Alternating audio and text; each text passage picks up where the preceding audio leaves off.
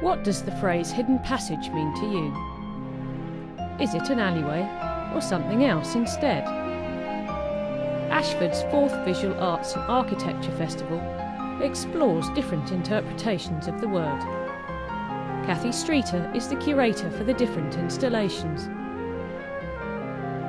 The links are really the places and the fact that there's something to do with passages, and that could be physical passages as in walkways, or they can be other definitions of the word passage, such as in passages of text and passages of time, so that it's all linked by the word passage.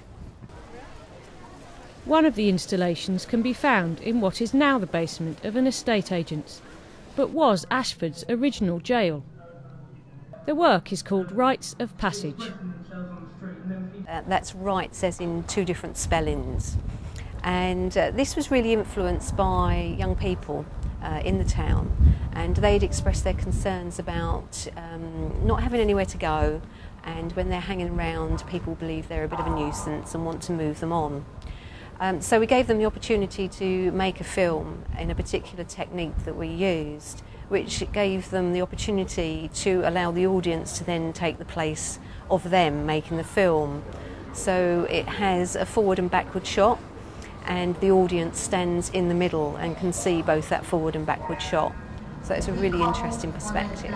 Without doing it, it's like it boosts your imagination so much. We were talking about this yesterday. We was like every 5 minutes we had to stop. Yeah, you have to walk to open a page. Also involved in the festival is a really large book, and that's been influenced by one of the sites in the town called Ball Yard. And there are many stories about farmers going to various drinking establishments after having a really good day at market and telling some really long tales, and very tall ones at that. And we took that concept and actually made this book to be 3 feet of exaggerated stories. And we looked for public participation in that, and collected some stories which we then put together and bound in this handmade book.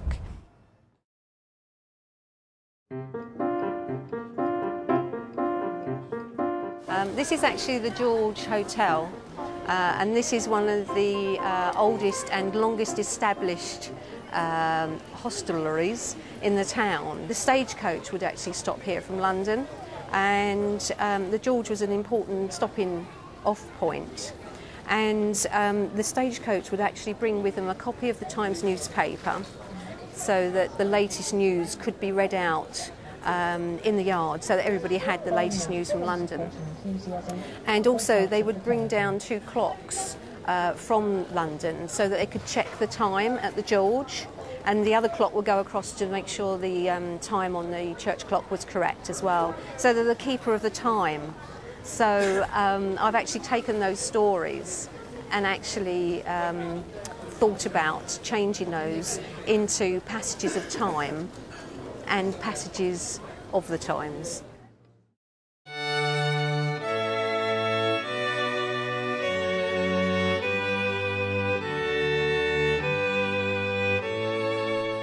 These photos are part of another installation at the church called Passages of Life. It's a weave of records provided by willing locals, showing the interaction between the church and the people of the town. For Ashford Borough Council, who are supporting this year's festival, this is all part of their art strategy. We want to have a poet laureate here, and a literary laureate, and other champions of art, of painting, music and all sorts. And yes, they've been there, they've been active in their own spheres, but really been unrepresentative in terms of a community appreciation. And we want to appreciate their talents, and we want to broaden that into the community, so that it's a community embracing them. It's not just locals who can see the hidden passages.